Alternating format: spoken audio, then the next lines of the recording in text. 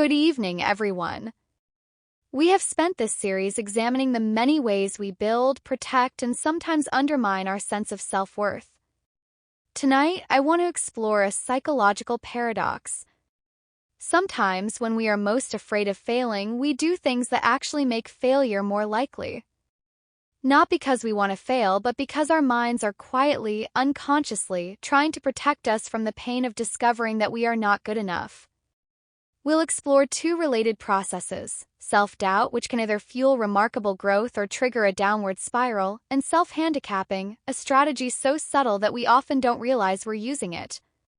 These are not just academic concepts. They are patterns that shape careers, relationships, and the quiet stories we tell ourselves about who we are. Part 1: Self-doubt, the fork in the road. Self-doubt is that voice inside that whispers, "You're not ready. You don't belong here. They made a mistake." It is insecurity about our abilities, and it arrives most powerfully at moments of transition: a new job, a difficult exam, a public performance. What matters is not whether we feel self-doubt, but what we do with it. Self-doubt can be a catalyst.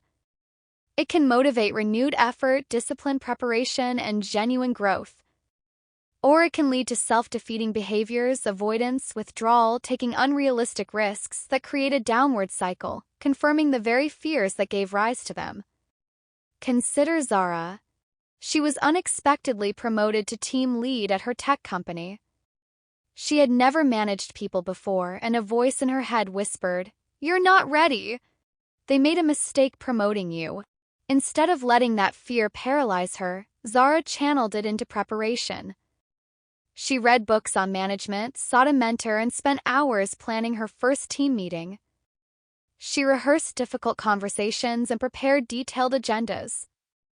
Her insecurity fueled a disciplined, constructive effort to close the gap between her actual and perceived abilities.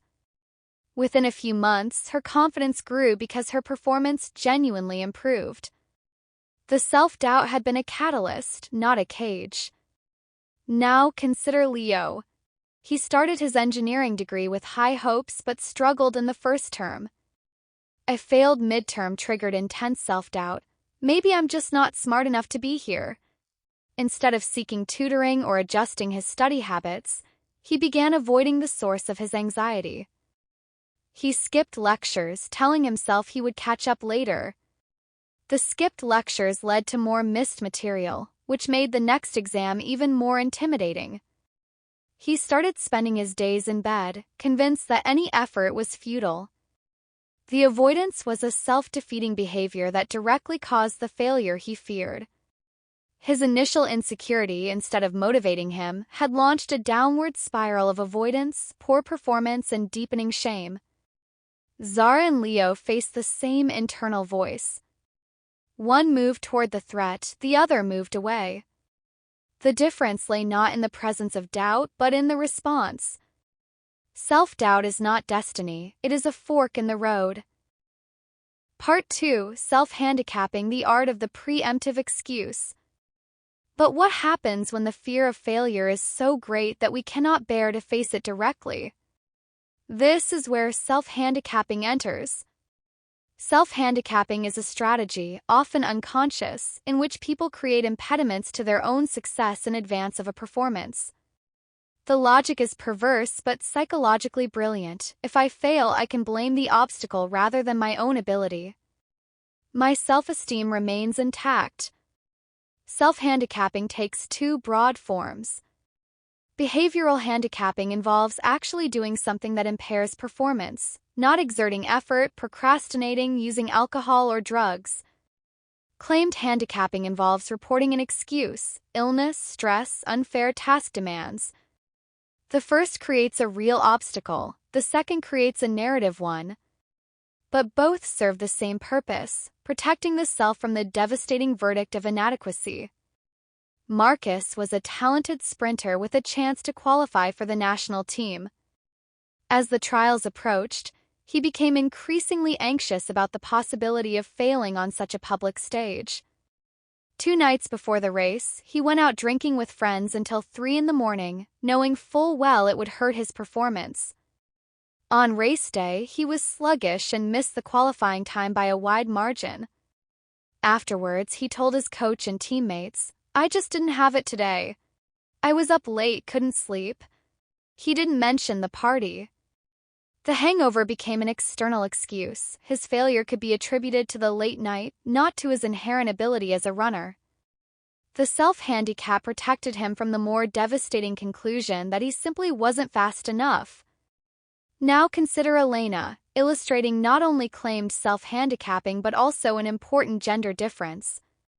Research shows that men tend to use behavioral handicaps more, particularly alcohol and drugs, while women are more likely to claim physical illness or stress. Elena is extremely anxious about a notoriously difficult organic chemistry exam. She doesn't feel fully prepared, and she fears that a poor grade will confirm she is not intelligent enough for medical school. The evening before the exam, she spends it alone, increasingly stressed. The next morning, she wakes up with a tension headache and an upset stomach, real physical symptoms of her anxiety. Before the exam, she tells several classmates, "I feel awful today. I've been so stressed I could barely sleep and my head is pounding." When her grade is lower than she hoped, she attributes it to her physical state. "I just couldn't concentrate with that migraine. On a normal day, I would have done much better." The claim of illness is not a calculated lie. The stress genuinely produced physical symptoms, and her focus on them served as an unconscious self-handicap. The failure could be blamed on temporary sickness, not on her academic ability. Her self-esteem, though battered, was shielded from the more fundamental threat, the possibility that she is simply not smart enough. Marcus and Elena used different forms of self-handicapping, but the psychological function was identical. Part 3: The Hidden Mind: Why We Don't Know We're Doing It. Here is the most counterintuitive insight about self-handicapping. For it to work, we must not be fully aware we are doing it. Psychologists view self-handicapping not as a conscious, calculated plot to fail, but as an unconscious mechanism of self-deception. If you consciously say to yourself, "I am going to intentionally ruin my sleep so I have a fake excuse for tomorrow's meeting," the illusion breaks. You would know you are a fraud and your self-esteem wouldn't be protected. The excuse must feel genuine to you. In reality, self-handicapping often involves mixed awareness. People may knowingly create an excuse, partly know it, or rationalize it after the fact. The actions themselves, staying up late, procrastinating, drinking, may be deliberate, but the underlying psychological strategy operates largely outside of conscious awareness. Your conscious goal is almost always to succeed. The unconscious goal, driven by anxiety and low self-efficacy, is to avoid the emotional pain of being exposed as incompetent. Consider David. He is about to give the best man's speech at his brother's wedding. He desperately wants to be eloquent and funny. He consciously imagines the applause. But his unconscious is flooded with terror. What if I freeze? What if everyone realizes I'm a terrible speaker? He finds himself pouring a whiskey just to take the edge off. One whiskey becomes 3. By the time he stands up, he is slurring slightly. His conscious goal was success. His unconscious goal was to have a built-in excuse if he failed. The drinking served both. It calmed his nerves consciously, and it provided a scapegoat unconsciously. He did not sit down and plan to sabotage himself. His mind, in its quiet, self-protective wisdom, arranged the escape hatch without ever informing the conscious architect. And this pattern, once established, can become automatic. The brain learns through reinforcement. In the past, when you blamed a bad grade on a headache or a busy schedule, you likely felt an immediate relief from shame or criticism. Because that relief feels good, the brain repeats the behavior. Over time, it automates into a learned coping mechanism. You automatically reach for an impediment whenever a task threatens your self-worth. Nina was a nervous test taker in high school. During one final exam week, she caught a genuine cold and performed poorly. Her parents consoled her. "It's okay, you were sick." the wave of relief was unforgettable. By her final year, Nina had developed a predictable pattern. In the week before any major exam, she experienced fatigue, sniffles, or stomach issues. The symptoms were real. Stress affects the immune system, but her brain had learned to amplify and focus on them. She was not faking. Pattern had simply been reinforced so often that it now ran automatically, a learned shield against the terror of being judged and found lacking. What we take with us. Self-doubt and self-handicapping are two sides of the same coin. They both arise from the gap between what we fear we are and what we hope to be. Zara and Leo show us that doubt can be a springboard or a trap. Marcus, Elena, David, and Nina reveal a deeper truth, that the mind, when it cannot bear the possibility of failure, will quietly arrange its own alibis.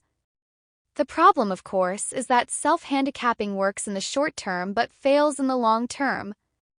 It protects self-esteem at the cost of genuine achievement. Every time we create an excuse in advance, we rob ourselves of the chance to discover what we are actually capable of.